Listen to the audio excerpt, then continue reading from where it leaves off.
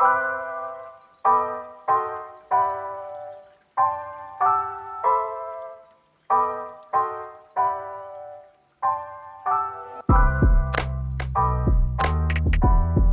I want to welcome everybody to the Feeling of Greatness podcast. It's been a while since I've sat down and had a conversation. Lot of stuff going on here at Graves Golf. It's kind of never ending. We have the Golf Performance Center, which is kind of gaining some momentum. The golf course is beautiful. It's amazing. I never thought I'd be so interested in watching grass grow. But we've been kind of involved in the grass growing process here. And then, we're picking up some memberships.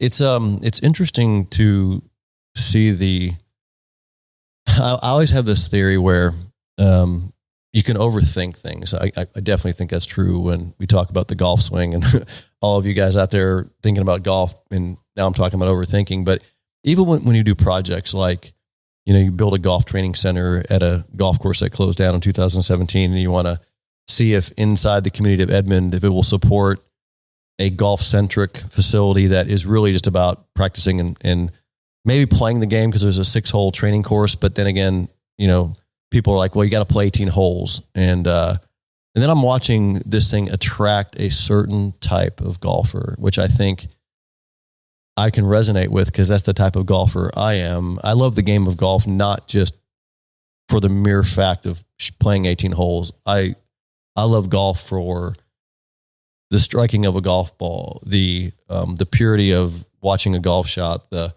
chipping, the watching a golf ball check onto a green, making a putt.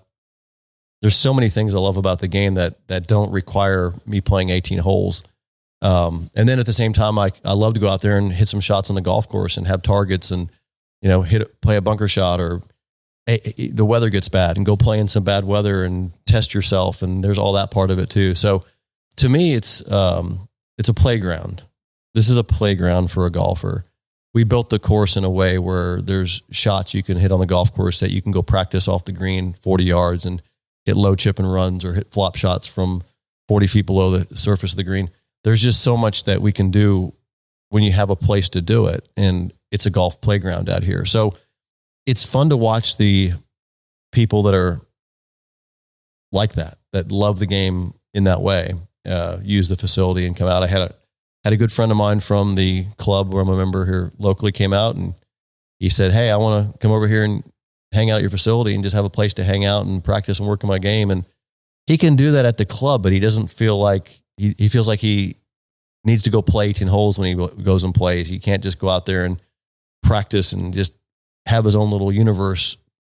That's what this place is designed for. So fun to watch that. I've seen a lot of fathers bringing their kids, which is kind of a cool environment because that makes a lot of sense, because it's difficult to bring your kid out to the country club and try to teach them how to play golf when there's 2 groups on the first tee, and where do you take your kid to play a few holes? And we've had some mothers and daughters and some fathers and daughters doing the same. I think this place really lends itself to learning and developing the game. I love to see that. That's a big bonus for me to watch that here at the facility. So we have that going on. We are launching a VIP program, which I'm really excited about. It's a level 5 invitation program for those of you that are interested. I am going to be doing that here at the facility as well, which is basically bringing in the VIPs. And here's how I built this program. It's probably interesting that we talk about this because it's going to relate to what I want to discuss today, which is just raising our standard and getting to the next level of our games. And that's what my level 5 program is going to be about. One of the things that I think is important as we start winding down this year and looking at next year, is what are we doing now with our time? And then what's the best way to plan and strategize? And we're all self-development. I think that's what this is about. We're developing ourselves. We're developing our golf games. If you're going to be a better golfer next year than you were this year, you got to develop something. You got to develop a part of your game, or you got to be better at your short game. You got to have a better long game. You got to drive the golf ball better. You got to chip the ball better. You got to putt better. You're going to have to learn some new skills. You're going to have to make a change. And so it's kind of like we have to look at these times in our lives. And I try to reinvent myself, all the time. But as we get into this kind of idea of reinvention, what I mean by that is, you've gotten to where you are right now, and you take a picture of where you want to be, whether it's stronger, you want to lose some weight, so thinner, whether you want to be a better golfer, whatever that picture you have is that, and then you got to do the things between now and then to achieve that picture. And it's a reinvention. You won't be the same person then as you were, or you're right now, which is exciting. But then you have to also strategize for it, because we can also sit around on our butts and not do anything and not get better at anything and not achieve anything, and maybe even get in worse shape. And, I think that's the challenge of what we do is always trying to reinvent ourselves and just excite ourselves with what's next. What's the next thing I can do to achieve and enjoy my life and have some fun. And the process is what's fun about it. It's not just the achievement of it. It's the process. How can I have fun doing this? I always ask myself that same question. Whenever I have this kind of goal and this mission out there, I always say to myself, well, yeah, that's what I want to do. But now how can I have the most fun doing that? Like, how can I make that exciting to me? And the reward is when you get there, but then it's like, okay, what's the next goal? It just makes it more fun to achieve these things. So let's talk about this.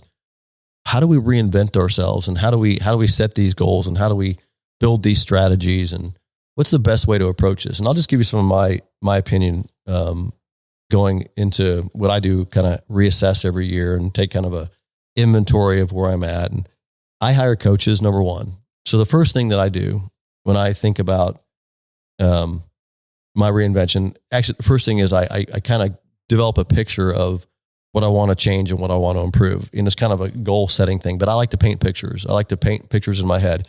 Writing a goal on a piece of paper is great. I can write down, I want to make, $100 million, but it's just that, to me, it's just words on paper. But the picture of it, the picture of my accomplishment, if I want to become a good driver of the golf ball, I want to picture myself driving the golf ball well. I want to then imagine what it feels like to be a great driver of the golf ball. I want to put myself in that feeling and in that picture. And that inspires me more than just writing it on a piece of paper, especially when it comes to golf. And so, what's your picture? That's the first thing, is what's your new picture? What's it look like? And I would get very detailed in this picture. What are you wearing? What does it feel like? Get really detailed on that vision that you're shooting for. Look, if you want to lose some weight,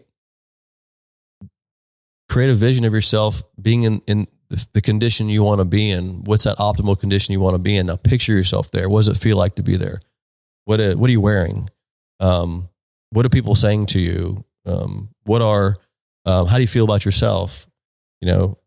All those things that you're going to experience when you get there. I try to have that experience and create that experience as much as you can. So that's the first thing I do is try to create this mental, visual, feeling experience of my future. Second thing, and to me, that might be enough, by the way. That might be all you need to do, because once you start putting that out there, and once you start reflecting that, let me ask you this question. We just did a little visualization exercise if you didn't know it right there, right? I had you vision something in the future. You experienced it, you felt it, you painted that picture in your mind. Weren't you there? Weren't you already there? I just took you there, right? And so if you can be there now, then you can do that every minute of the day, and you can start experiencing that. So that's what I try to do. I try to create this vision and this picture. And by the way, just so you know, that's probably why I'm sitting here today having this conversation on the Feeling of Greatness podcast, is because when I saw Mo hit a golf ball for the first time, that's the picture I started painting in my head of me doing that. Matter of fact, I walked up to Mo and I said, I'm going to be better than you. And I had a vision that I'm going to be a better ball striker than you. I had this vision in my head of me developing, this Mo Norman's golf swing putting it in my own body and experiencing it. Then I got video cameras out and I started video, and that was creating more of a vision of myself doing it. Then I started visualizing myself doing it, and I started seeing myself doing it. It was a massive visual process for me, but that's feelings. Then I get feelings from that, and you're learning from that. And there's such a lesson in all of that, but it started with a vision. So that's where I start. And then you got to build a roadmap to your vision. So now you got to ask yourself, okay, here's my thing. And the second thing I would recommend is, okay, we're going to build this map to get there. And I'm going to help you with that. But you also need to build an environment to do it. For example, if I'm going to help you become a great golfer and you have no place to practice, no place to swing a club, and no place to do anything that you're going to learn, it's not a great environment. So the question becomes, now that you have this new picture painted of what you want, and you have this vision, and you have these feelings of where you're going, and now we're going to build a plan to get there, we got to make the commitment to build an environment to do that.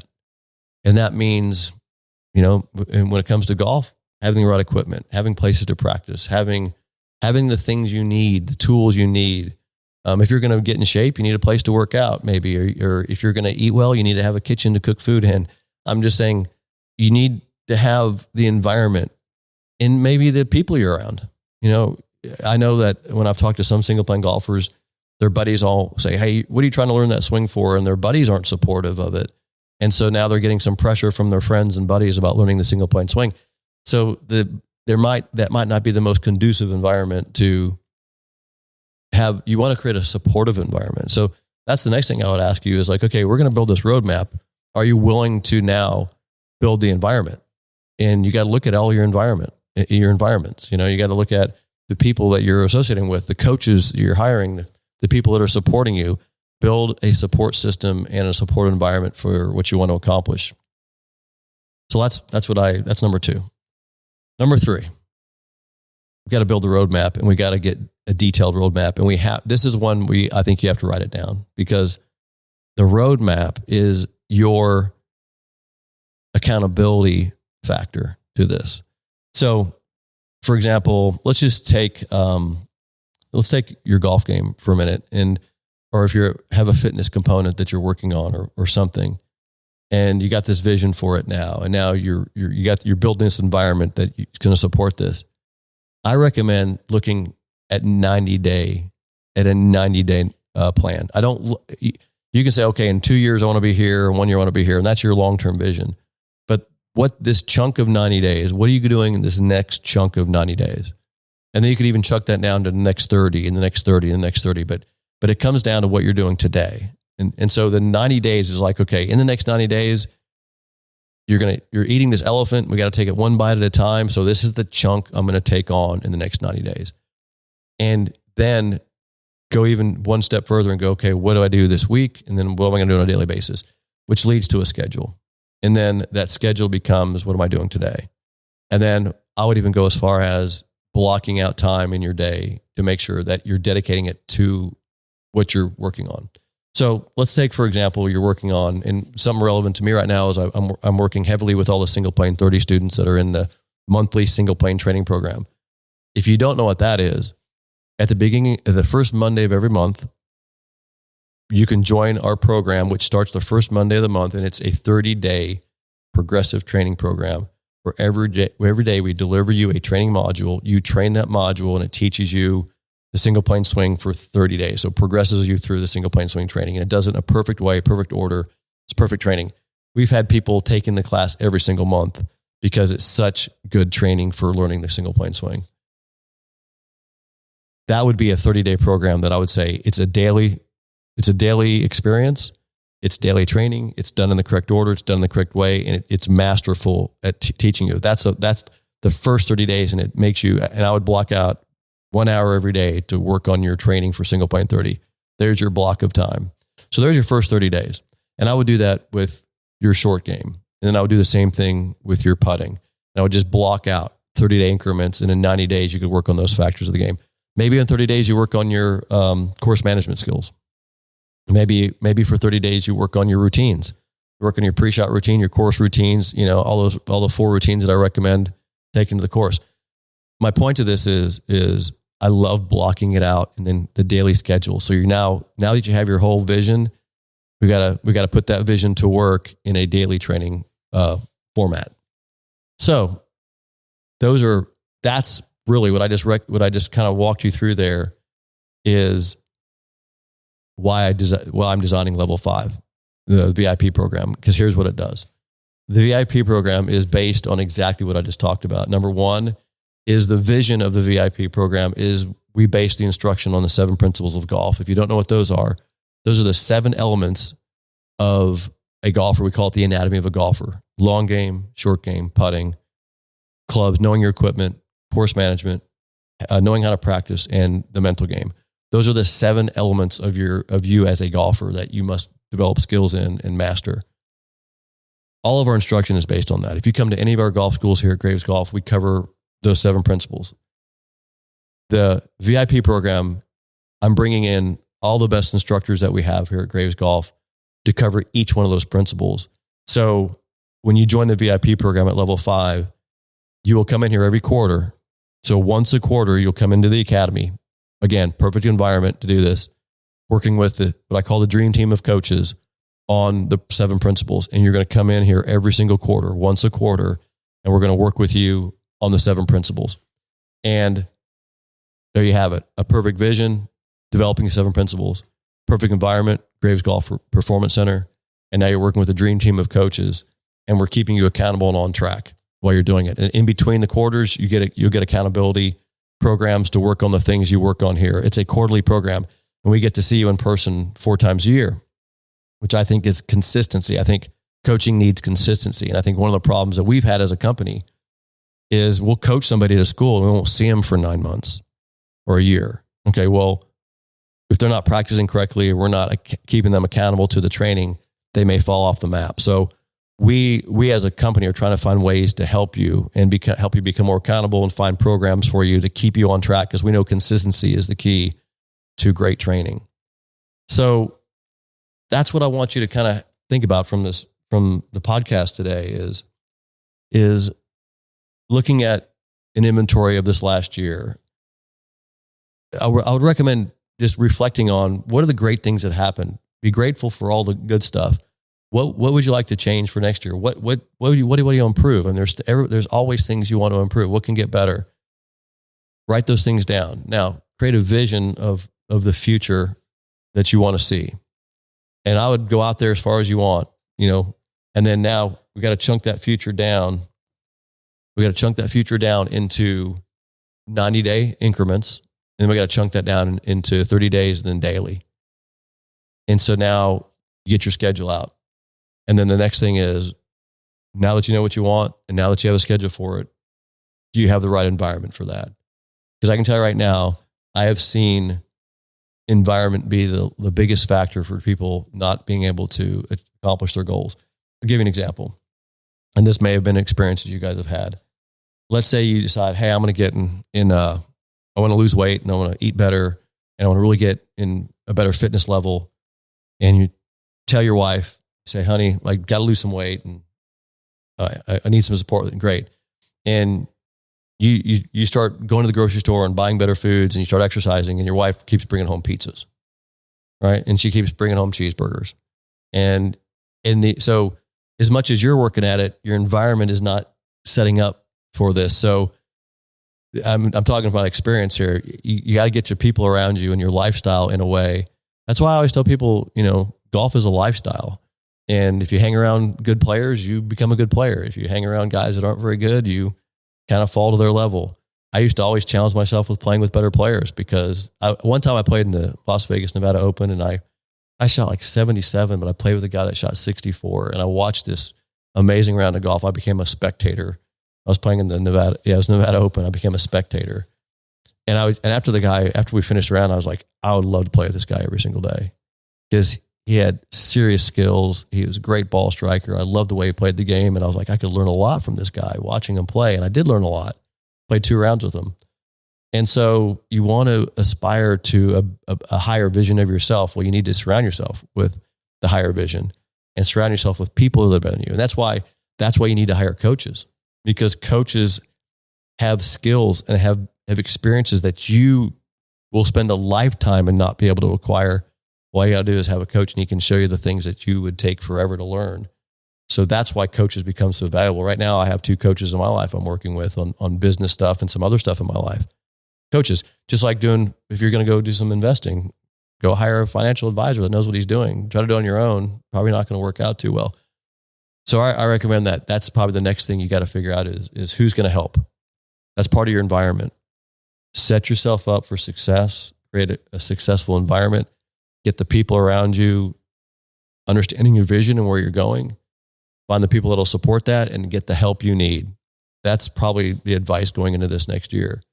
So I'll sign off on this podcast. I wanted to keep it a short one, but I wanted to just give you guys some ideas, and I hadn't talked to you in a while, and invite you to be a part of what we're doing here at Graves Golf and get involved. And we're here to help.